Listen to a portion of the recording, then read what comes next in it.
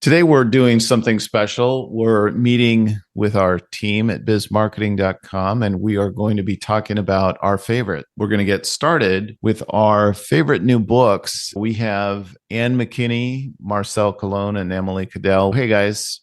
Good to see you again. Who wants to kick it off with their favorite new book? I'll kick it off. This is Emily. My favorite new book is Remarkably Bright Creatures. It's a really great book told through the lens of humans, but also an octopus that lives in an aquarium, I believe, in the Seattle area. So yeah, it's a really fun read. And then my bonus is that my favorite business-related book is Ideal Team Player by Patrick Lencioni. I love the Patrick Lencioni book, but I haven't heard about this book. So is it a true story? No, it's fake. And I would recommend listening to, because the guy that voices Marcellus, the octopus, is incredible. He does a great job. So definitely worth listening to, I would say. Got it. So what was the name of that book again? Remarkably Bright Creatures by Shelby Van Pelt. Thank you. Anne, what do you got for us? Okay. My all-time favorite book so far has been American Prometheus. And it's the one that's out in the movie now about which I have not been able to see. My second favorite book is Sapiens, A Brief History of Humankind. And the third is the Kristen Lavransdatter. It's a historical trilogy, and it won the Nobel Prize. Wow. What was the name again? Kristen Lavransdatter. It's a Norwegian book, but it's been translated into English.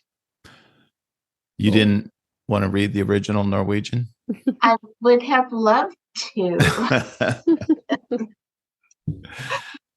Wow.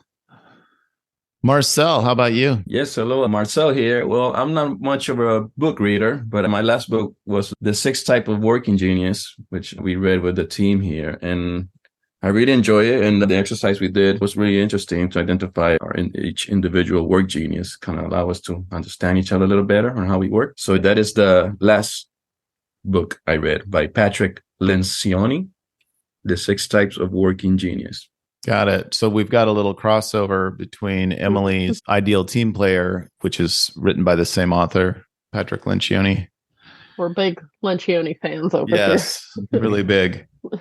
So a couple of my favorites. Right now, I'm reading this book called Adrift. It's a New York Times bestseller by Scott Galloway. What's really cool about it is he has 100 charts. So he takes data and he presents the data on a chart, and then he makes a very brief comment about it. And it is related to different aspects of life, primarily in the US. And the cover is a picture of the Statue of Liberty waist deep in the water.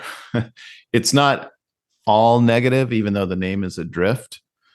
An example of one of the pages that I thought was interesting, it shows a chart in the United States, the share of 18 to 29-year-olds living with their parents. And it goes back to 1900, and then it goes through 2020.